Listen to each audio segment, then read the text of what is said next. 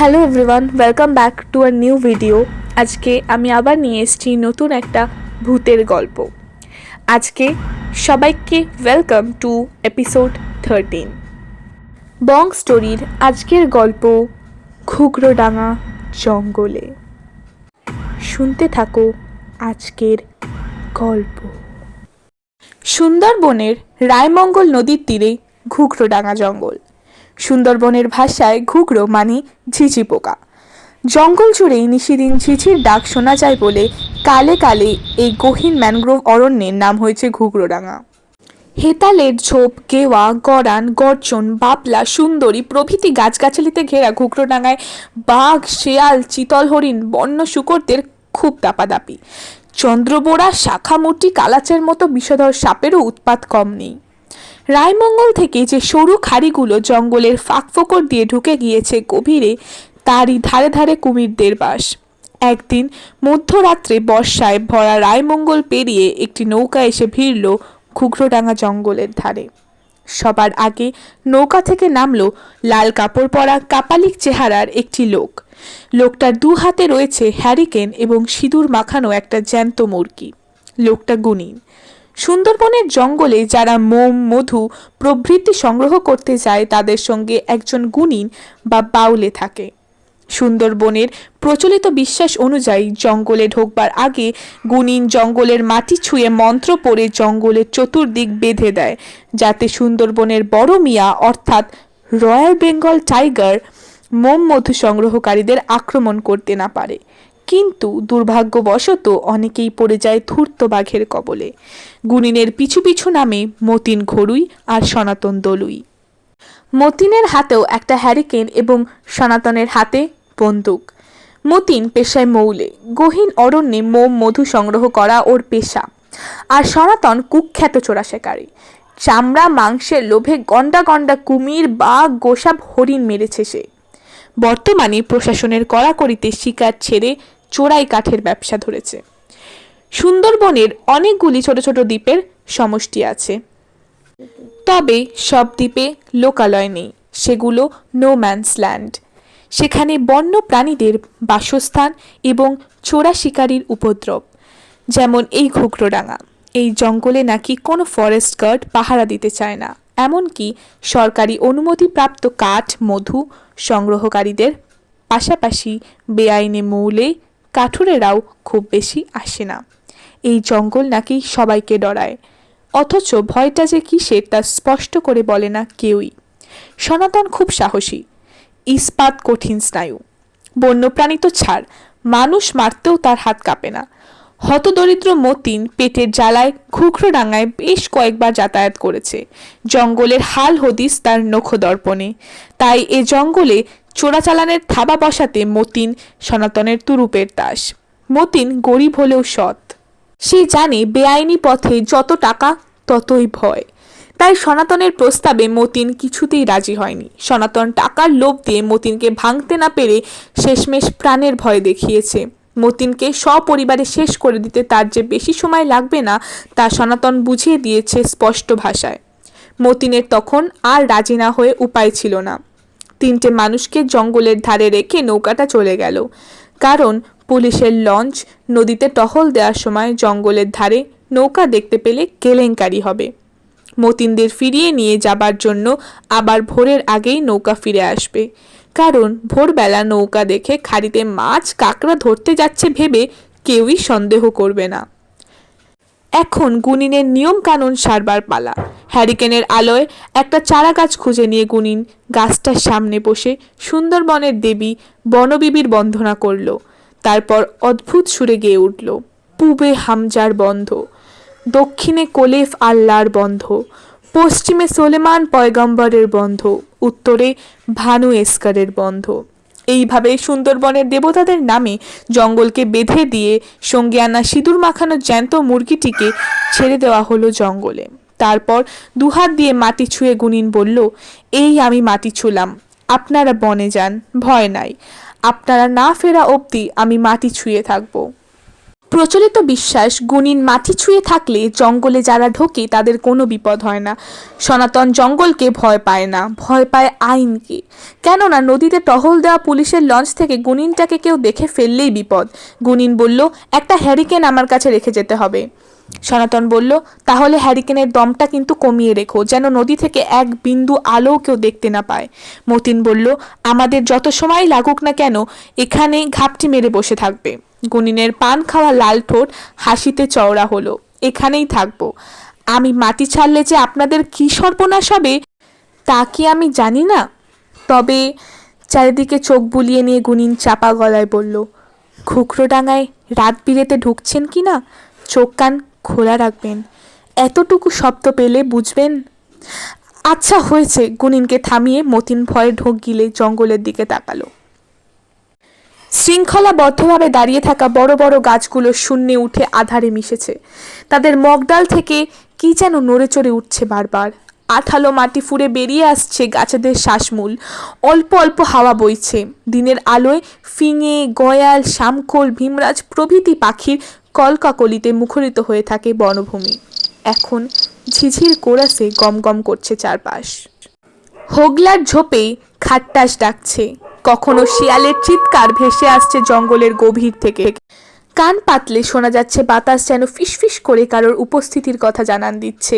সুন্দরবনের অমূল্য সম্পদ সুন্দরী গাছ। বলা হয় এই গাছের জন্যই সুন্দরবন নাম হয়েছে। সুন্দরী গাছ এখন চোরা শিকারীদের দাপটে বিলুপ্ত প্রায়। সেই গাছের কাঠি দরকার সনাতনের। মতিন জানে এই জঙ্গলে কোথায় রয়েছে সেই অমূল্য সম্পদ। হ্যারিকেন হাতে হাঁটছে মতিন এবং বন্দুক হাতে তাকে অনুসরণ করছে সনাতন।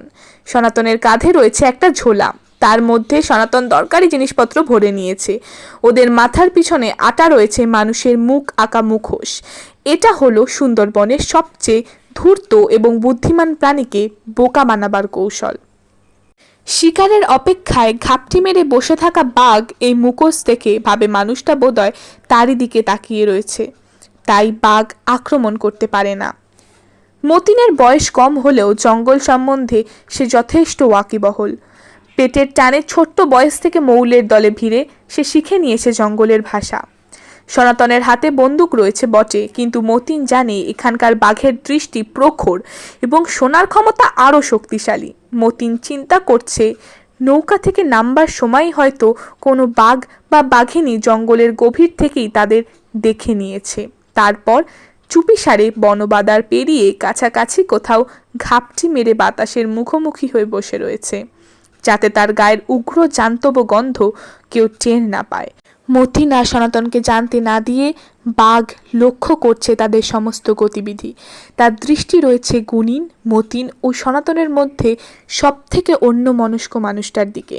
শিকার একটু অসাবধান হলেই বাঘ প্রচণ্ড ক্ষিপ্রতায় অথচ নিঃশব্দে ঝাঁপিয়ে পড়ে শিকারের গলা কামড়ে ধরে টেনে নিয়ে যাবে জঙ্গলের গভীরে। অপর সঙ্গীটি যত কাছেই থাকুক না কেন সে জানতেই পারবে না কখন তার অপর সঙ্গী বাঘের খোরাক হয়ে গিয়েছে। এই ধূর্তামির জন্যই তো সুন্দরবনের বাঘের পৃথিবী জোড়া খ্যাতি। হ্যারিকেনের আলো তাদের চারপাশে যে আলোর বৃত্ত সৃষ্টি করেছে সেই বৃত্তের বাইরে রয়েছে ভয়ানক অন্ধকার। একটা খটকা অনেক আগে থেকেই মতিনের মাথায় ঘুরপাক খাচ্ছিল, কিন্তু ভয়তে কিছু বলতে পারেনি।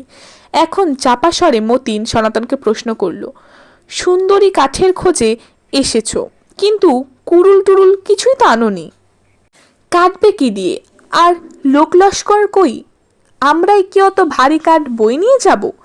সনাতনের মুখে কুটিল হাসি খেলে গেল। বলল, এই মাঝরাতে এই জঙ্গলে একা একা শুধু সুন্দরী কাঠের খোঁজে কেউ কি আসে? তবে আমি এসেছি বাঘ শিকারে, আর তুই আমায় বাঘের মরি দেখিয়ে দিবি।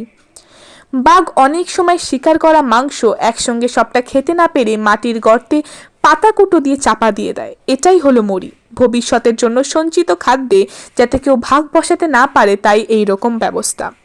প্রায় দেখা যায় বাঘ মরির দিকে ফিরে আসতে গিয়ে শিকারের গুলিতে প্রাণ দিয়েছে। সনাতনের মতলব শুনে চমকে উঠল মতিন। বলল, আমাদের উপর দক্ষিণ রায়ের অভিশাপ লাগবে।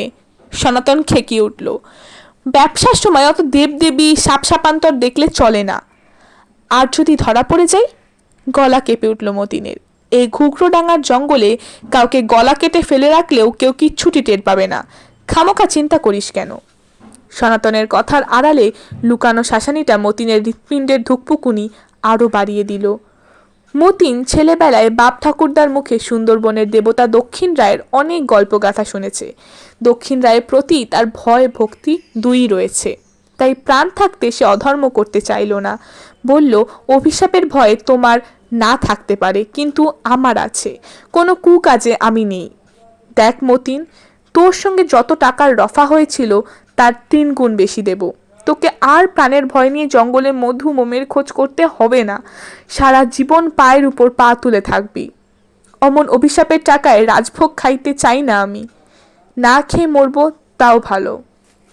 আমি নদীর ধারে যাব, পথ ছাড়ো। ফিরে যাবার জন্য মতিন ঘুরে দাঁড়াতেই হেরিকেনের আলোয় দেখল সনাতনের ভয়ঙ্কর মূর্তি। বন্দুক উঁচিয়ে এসে দাঁড়িয়ে রয়েছে, দু চোখে ক্রূর দৃষ্টি। ফিরবি কি করে? সনাতন দাঁতে দাঁত পিষে বলল। তার আগেই তোকে এক গুলিতে। সনাতনের কথা ফুরোবার আগেই জঙ্গল জুড়ে প্রতিধ্বনি তুলল একটি ভীত আর্তনাদ। কাকর হরিণের ডাক। সুন্দরবনের জঙ্গলে যখন কাকর হরিণ ডাকে কিংবা গাছের ডালে বাদর কিচিরমিচির করে ওঠে, তখন বুঝতে হয় বাঘ শিকারে বেরিয়েছে এবং কাছাকাছি কোথাও রয়েছে। কাকর হরিণে সেই সতর্কবাণী দুজনেরই হাত পা ঠান্ডা করে দেয়। আতঙ্কে মতিন পাথর হয়ে গিয়েছে, ছুটে পালাবার শক্তি নেই। ঠিক তখনই সনাতনের মাথায় খেলে গেল একটা দুর্বুদ্ধি। সনাতন কাঁধের ঝোলা থেকে বের করলো মোটা দড়ি আর গামছা।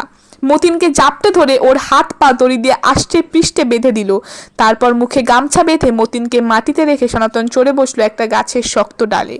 হ্যারিকেনটা নিভিয়ে দিয়ে বন্দুক হাতে অন্ধকারে গা মিশিয়ে স্তব্ধ হয়ে রইল সনাতন। মতিন এখন বাঘের টোপ।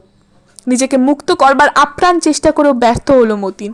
সনাতনের মনের ভয়ঙ্কর অভিসন্ধি জানতে পারলে সে সঙ্গে নিজের দাখানা আনতো, এক কোপে সনাতনের মুন্ডু খসিয়ে ফেলতো ধর থেকে।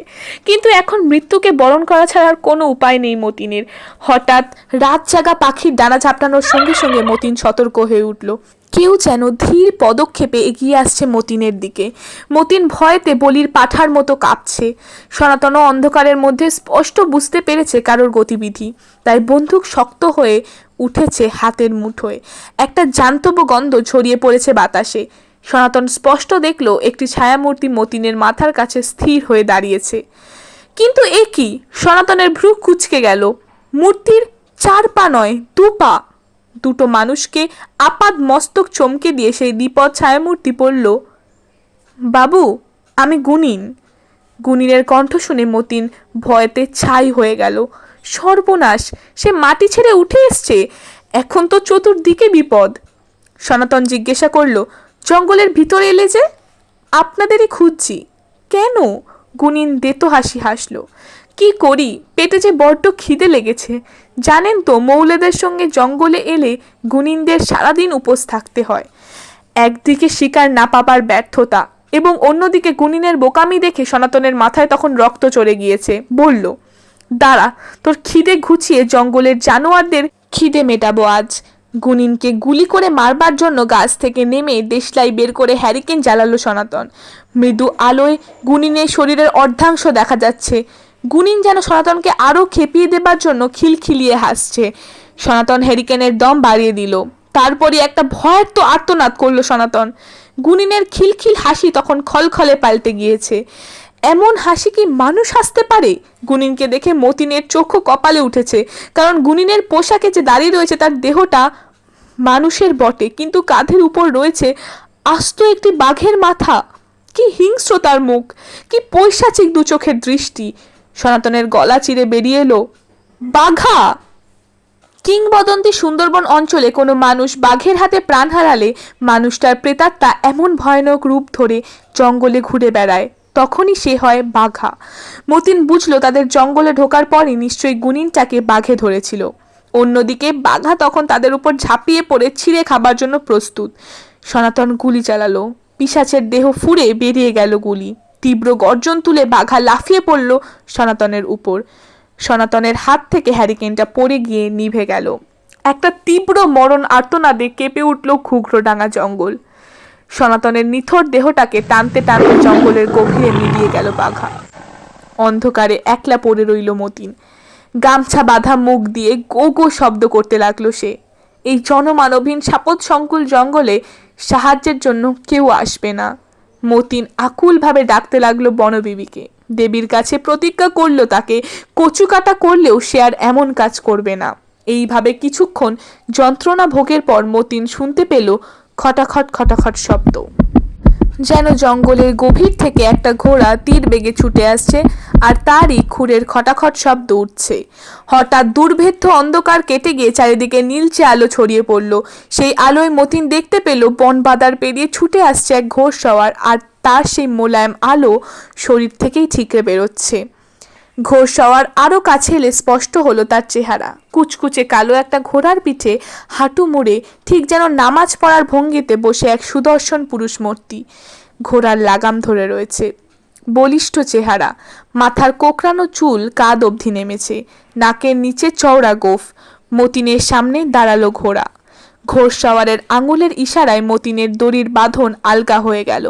মতিনকে ঘোড়ায় তুলে নিল ঘোড়সওয়ার। ঘোড়া এবার পিছন বাগে ছুটতে লাগলো। ঘোড়ার পিঠে আড়ষ্ট হয়ে বসে রইল মতিন। ঘোড়সওয়ার নীরব, তার গা থেকে ভেসে আসছে কস্তুরীর সুগন্ধ। সেই সুগন্ধে বুঁদ হয়ে রইল মতিন। রায়মঙ্গল নদীর তীরে মতিন যখন ঘোড়া থেকে নামলো তখনও তার শরীর কাঁপছে। ঘোড়সওয়ারকে প্রণাম জানিয়ে মতিন বলল, বড় বাঁচালেন বাবা ঠাকুর, আজীবন আপনার কেনা গোলাম হয়ে থাকবো। গুরুগম্ভীর কণ্ঠে ঘোড়সওয়ার বলল, সুন্দরবনের সমস্ত জন্তু জানোয়ার আমার গোলাম, তারা আমার প্রজাও বটে, তাদের মঙ্গল চিন্তা সবসময় আমায় করতে হয়। বেঁচে থাকার জন্য তোরা মানুষেরা বনে আসিস, তাতে ক্ষতি নেই, কিন্তু জানোয়ারদের কোনো ক্ষতি করিস না, তাতে তোদেরই ক্ষতি। আর ঘুঘরোডাঙ্গা আমার খাস তালুক। মতিন দুহাত দিয়ে নিজের কান মুলে বলল, এমন কাজ আর কখনো করব না, কিন্তু বাবা ঠাকুর দয়া করে যদি বলেন আপনি কে? ঘোড়ার লাগাম হাতে নিয়ে ঘোড়সওয়ার উত্তর দিল, আমি দক্ষিণ রায়। কালো ঘোড়াটা এক ছুটে সওয়ারিকে নিয়ে জঙ্গলের মধ্যে মিলিয়ে গেল। মতিন দেখল পূবের আকাশ ফর্সা হচ্ছে, রায়মঙ্গলের বুকে সোনার মতো চিকচিক করছে সূর্যের প্রথম কিরণ। এতক্ষণ ধরে শুনছিলেন আজকের গল্প ঘুঘরোডাঙ্গা জঙ্গলে। গল্পটা যদি ভালো লাগে চ্যানেলটাকে সাবস্ক্রাইব করে দিও নতুন নতুন গল্পের নোটিফিকেশন পাওয়ার জন্য। Till then, bye bye. খুব তাড়াতাড়ি দেখা হচ্ছে নেক্সট এপিসোডে।